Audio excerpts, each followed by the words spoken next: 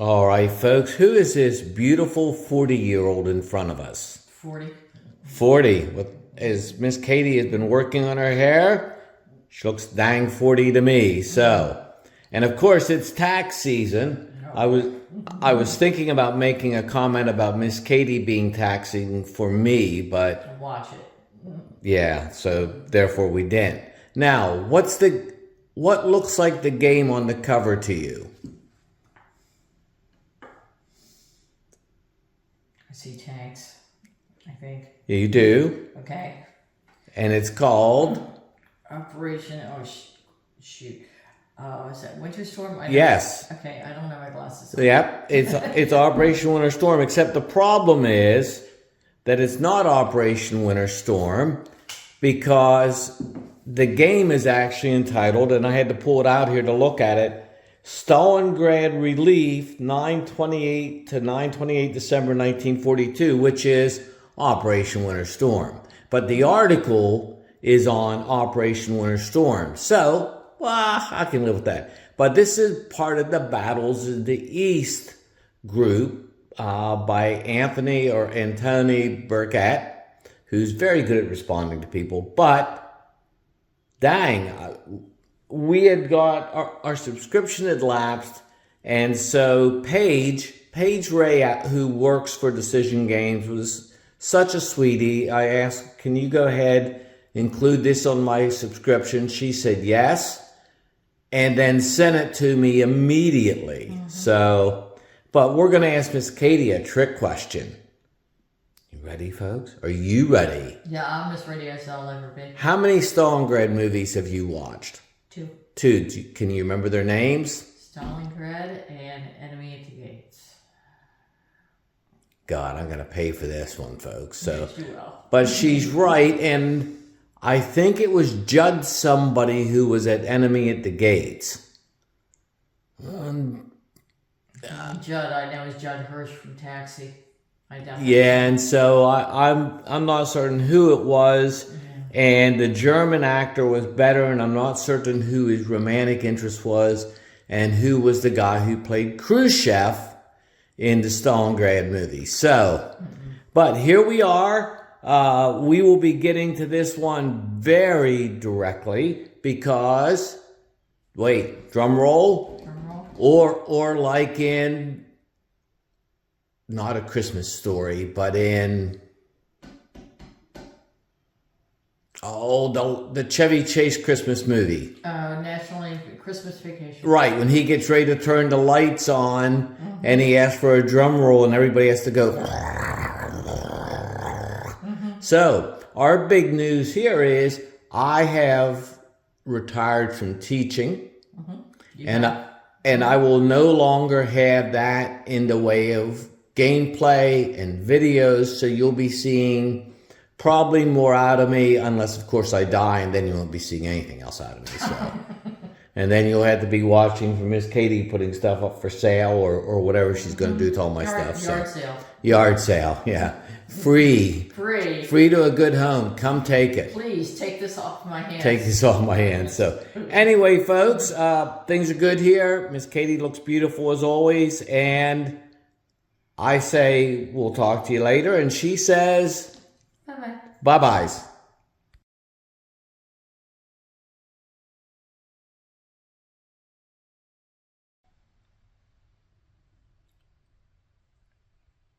I was deliberately quiet because we were having some technical difficulties with the camera life. You can't fire volunteer help. Yeah, no, but you can make their life miserable, so... Quiet.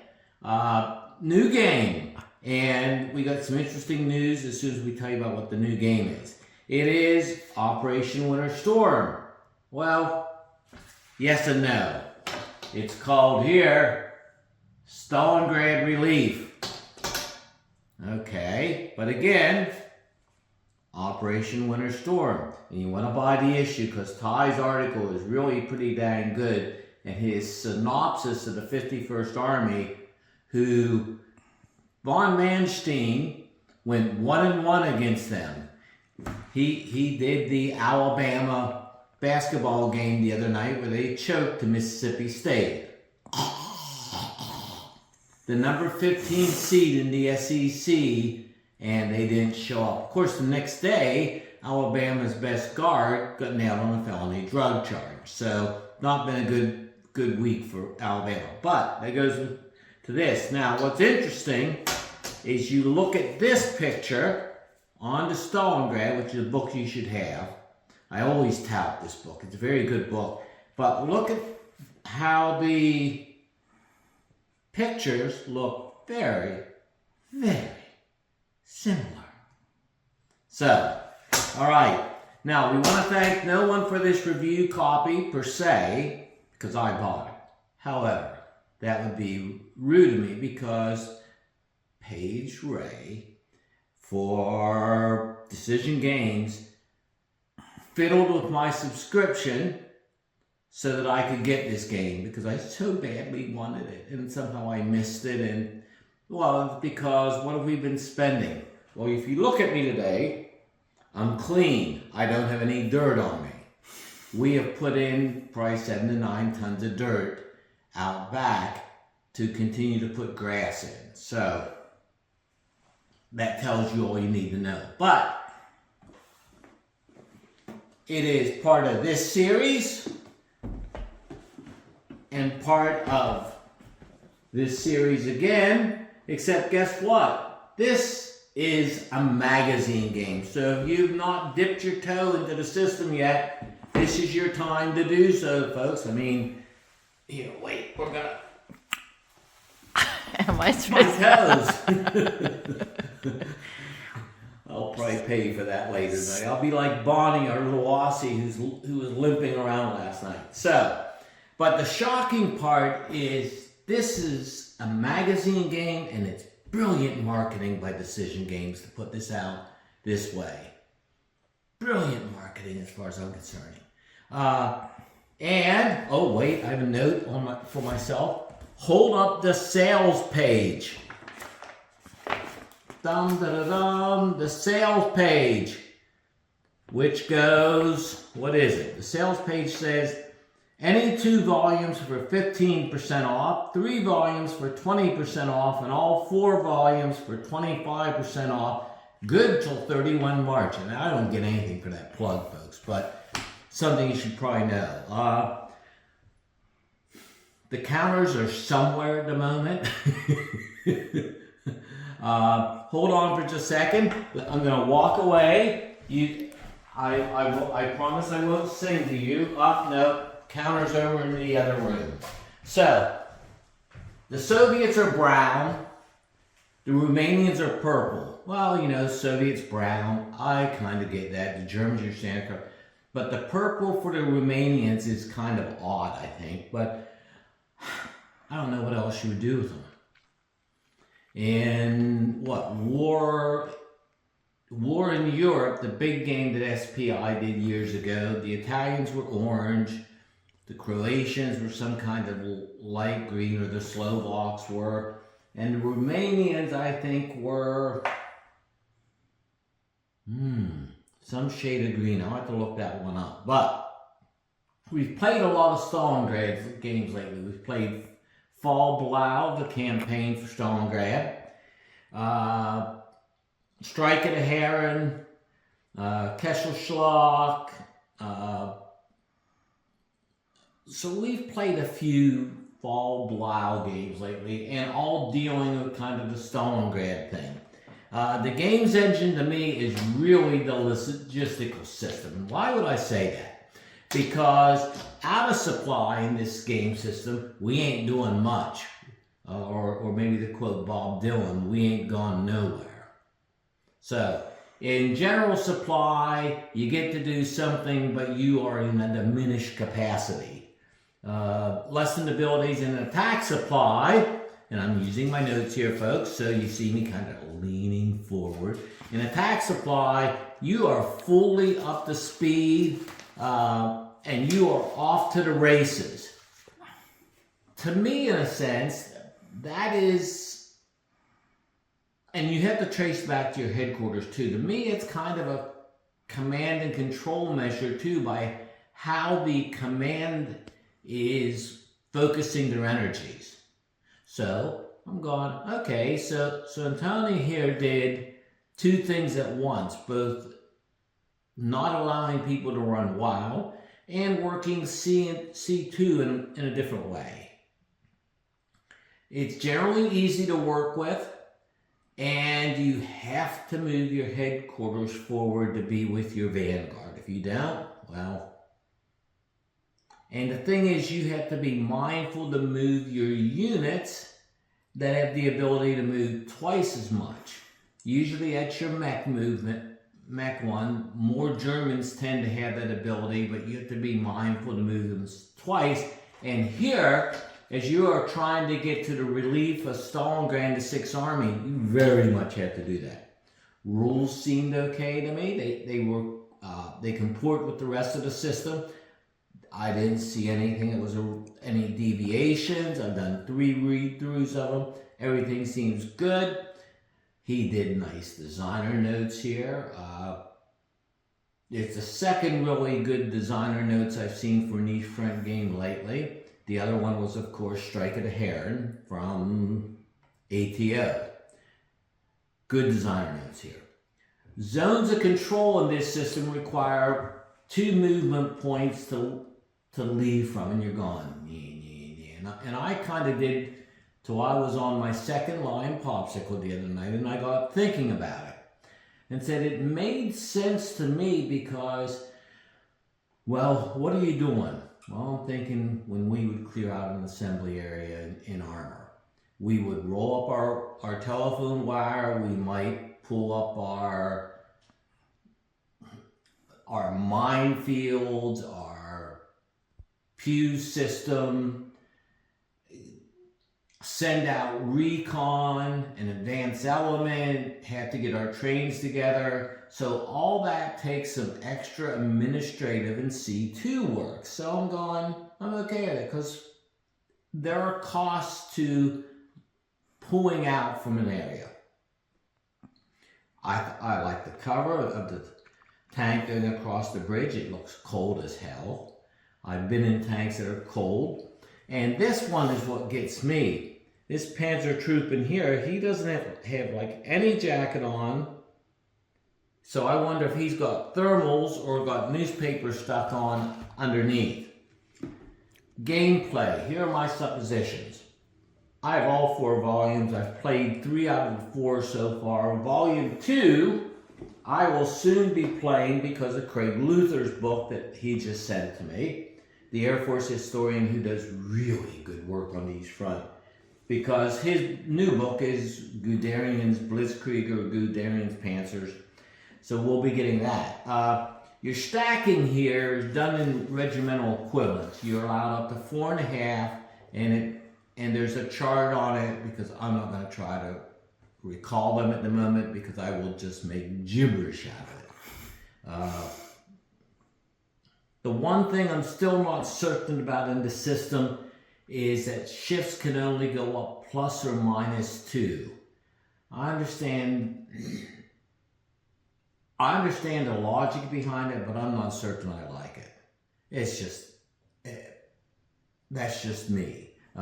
Combat is voluntary, like that. Hate games where combat is mandatory, but in Miss Katie and I just watched the Battle of Hastings last night. She was enjoying it because it was a scrum and it was bloody and people were dying in great numbers for the thing. But in a game like that, combat is mandatory because you're close. And same with American Civil War games. If you're close, combat is mandatory because that was what's going to happen. So I get there's a place here.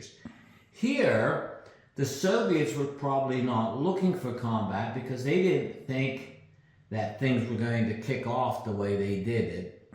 There was going to be a relief effort this soon.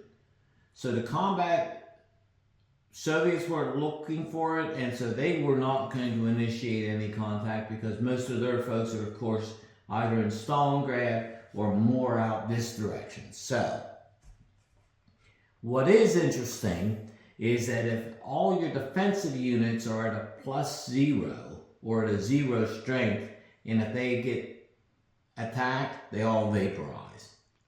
Also interesting to me on this, combat at 1 to 3 or less, and here's your combat result table,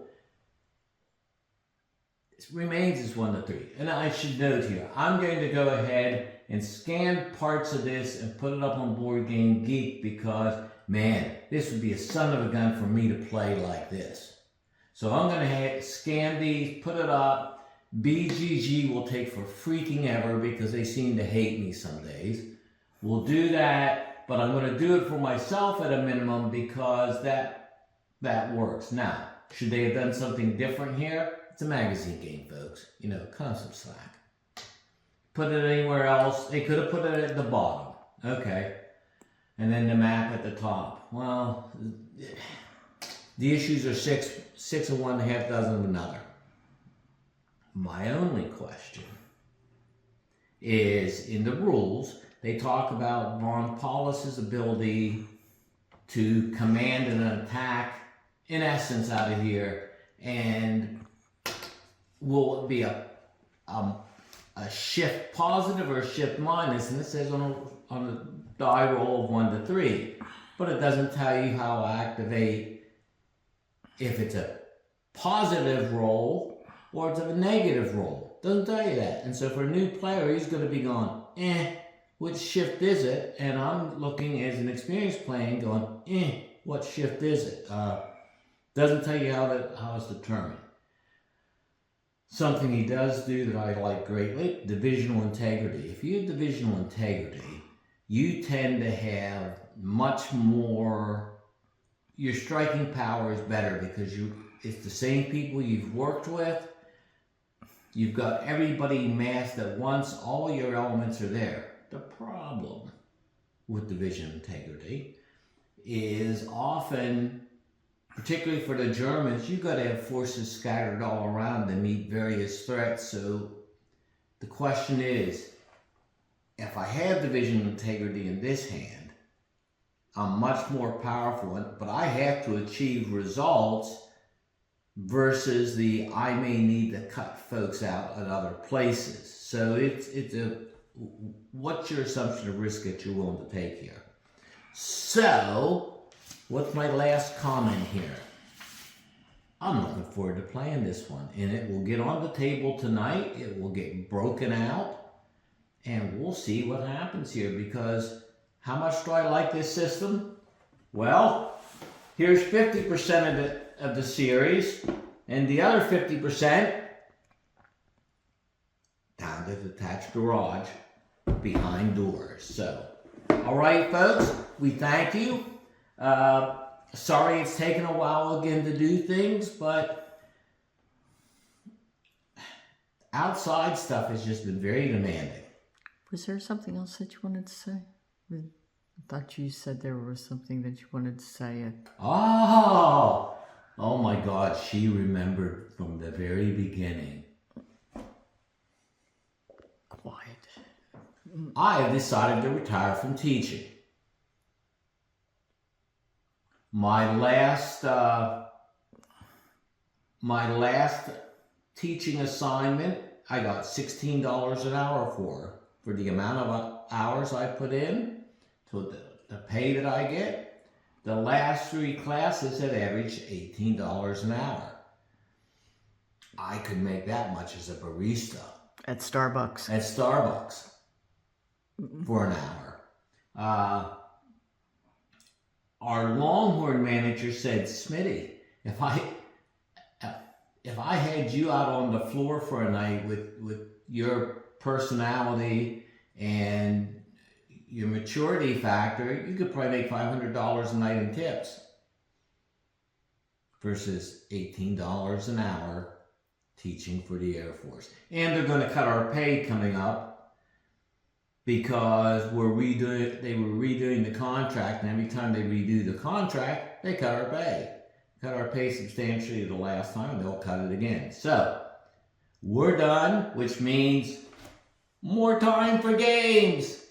Yay! Who does that? Oh, it's a Monty Python. It's Monty Python. Thing where That's Monty Python. People are standing around. It's like, oh, yay! So there you have it, folks. We're happy. Life's good. It's sunny out. Everybody here is healthy. And it's date night. And it's date night at Longhorn. So thanks, folks. We will talk to you again lately. Bye.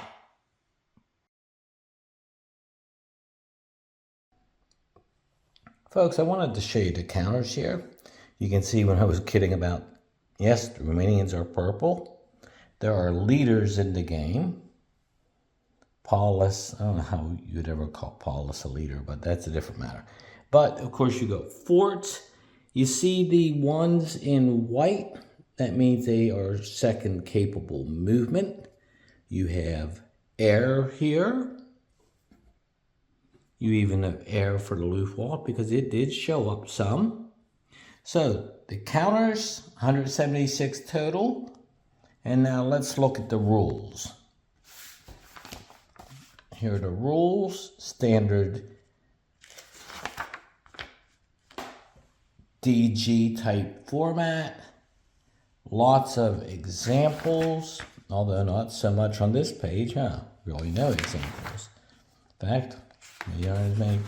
Well, there are some examples. How about that? Not as many as, say, a GMT game, but GMT games always have. And then, of course, only one scenario. And, of course, there are pontoon bridges and bridging that needs to be done in this game. Now, rivers freeze, but the problem is the steep banks necessitate having bridges. So, there you have it, folks. Wanted to add that so that you didn't feel short-sighted. Thanks. Bye.